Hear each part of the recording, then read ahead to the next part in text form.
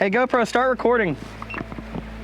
There is absolutely zero sealants in the bottom track of this window up till about here, and even then, it does not look like a very good sealant job.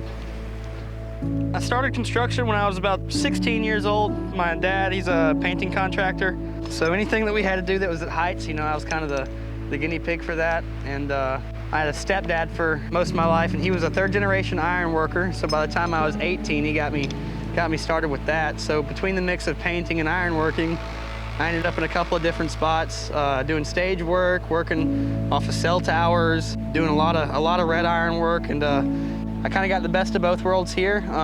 Building maintenance and painting is probably one of my favorite things to do, and adding ropes to that is really just a great mix. It's a fun time most of the time. It's a challenging work environment. It's a good brain teaser. It deals with a lot of high-risk situations with a lot of technical issues that you have to overcome, and it really is just a great time at work for sure. I'm Robert Pickle. I'm a rope access technician here at C-Sharpe.